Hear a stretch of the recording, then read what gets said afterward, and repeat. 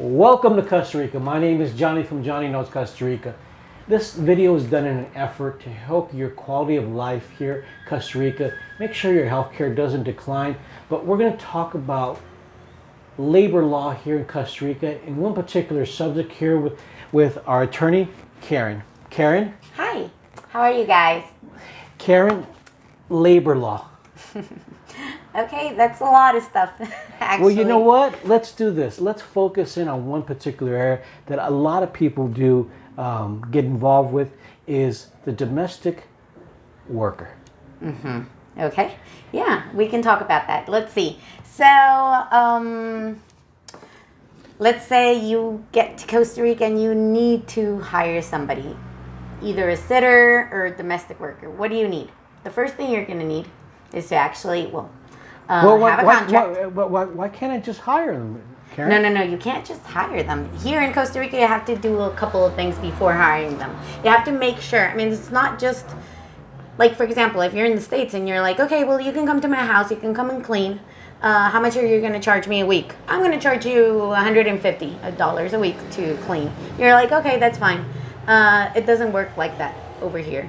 Sometimes people make it want to seem like it works like that, but it doesn't. You have to do certain things that won't affect you in the future. What are those things? You have to make sure you're paying them minimum wage. What is the minimum wage? For a domestic worker right now, it's around 239,000 colones a month. But we're talking about a 8-hour ordinary day or a 48-hour a week. Did I say it? I said a month, right? Okay. Okay, so that would be during that time. The month you can pay either once a month, every 15 days, or you can divide it up to 4 weeks. That's up to you. But you have to make sure you pay them minimum wage. Well, what are their... What in each person that they get in? What are their rights? What are they entitled to? The thing is that if, for example, that's basically it. If somebody agrees and you're like, no, well, they agreed that they're gonna come in and they're only gonna come in and do the whole work and they're not gonna charge $239. They're gonna charge $215. So I'm gonna keep that one. That's a good deal. That's a good deal. No, it's not. No, it's not, because that basically means. You can pay me that, but then you're going to have to pay me a lot more when we're done. Is that like a savings account for me? No, it's horrible. You have no idea. That's when I come in. I'm thankful for those kind of cases. Means work, but those are like a nightmare. The best thing to do is actually to do them the right way from the beginning. To get a contract, make sure you're hire them under minimum wage. You're getting everything that they need. What do they need? If somebody's working overtime over those 8 hours a day, they need to get paid that way, overtime.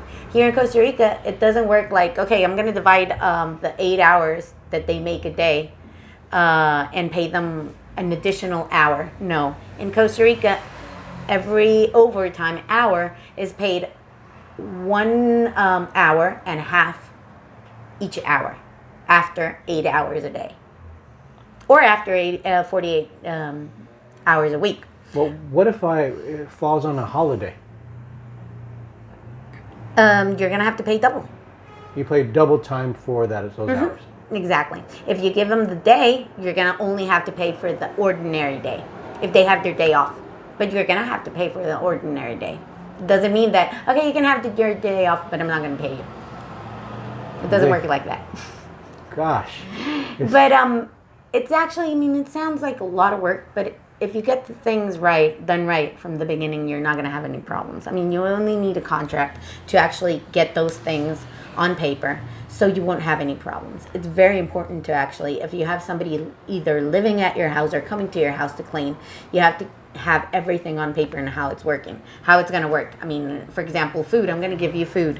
I'm going to give you lunch or and dinner, or I'm going to give you breakfast and lunch and while you're at my house. But you have to put that down on contract so they won't charge you for the food they actually ate at your house, as saying that it was part of your salary to actually calculate your window. Your You have to be very descriptive.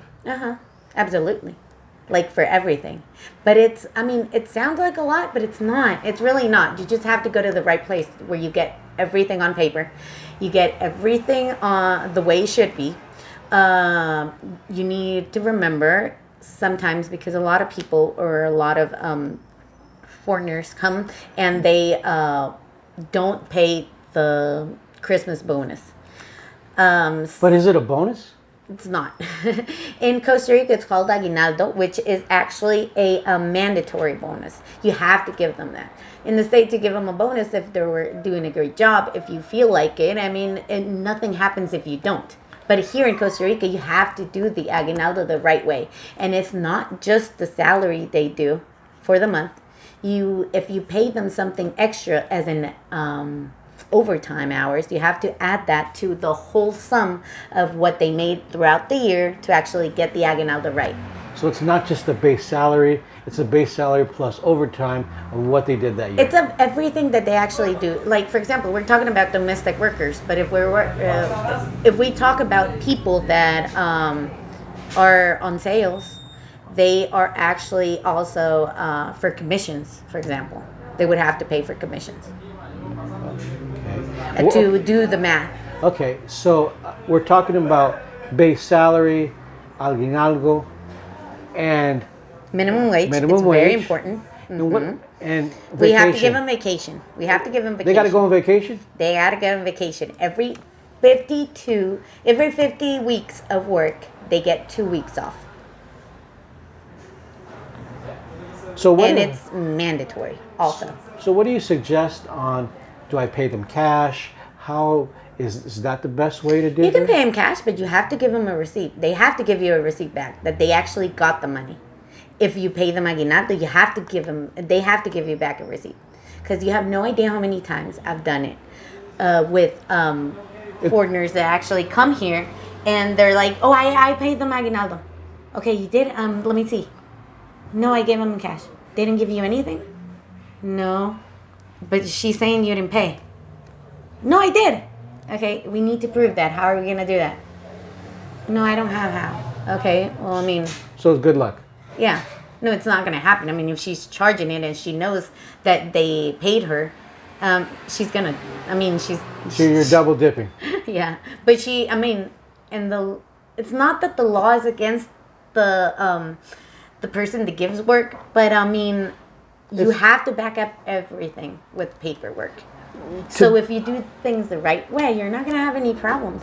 I mean, you can actually, literally, you don't even need receipts, but you can actually have any kind of paper, I mean, a notebook, and you actually go, okay, I'm going to pay you today from Monday, the 25th, or I think it was 24th, Monday 24th to the 28th.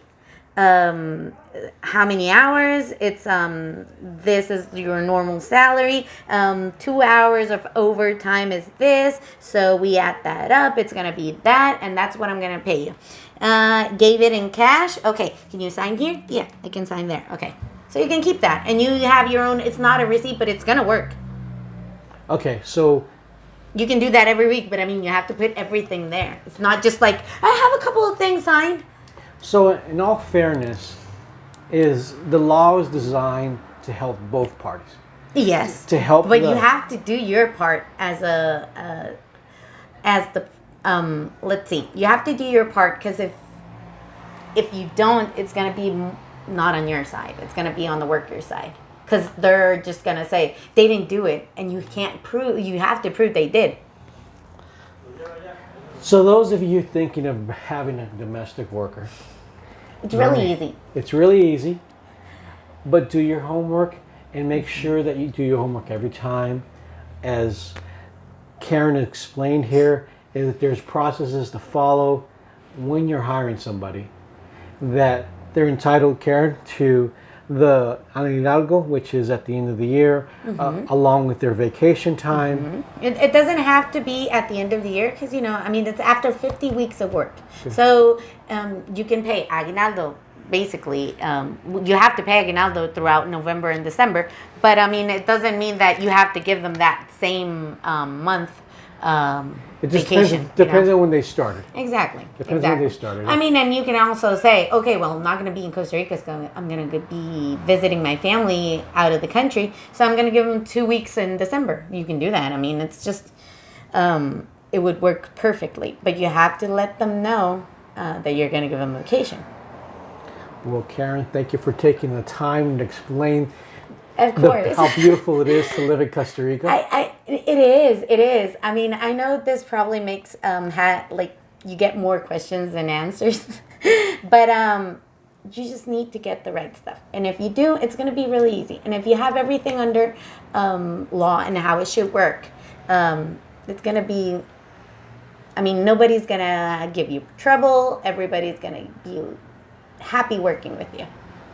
Well, you know what? We're going to take. Thank you. Mm-hmm. And you're welcome. Thank you, guys. There's so many more subjects in labor law. Maybe we'll get into another section of what the difference is when you have a company versus doing personal, right? Exactly. Well, let me know what you guys want to know, actually, so we can do that. Well, those of you that are interested in a service like Karen's, we're going to be including information at the end of the video.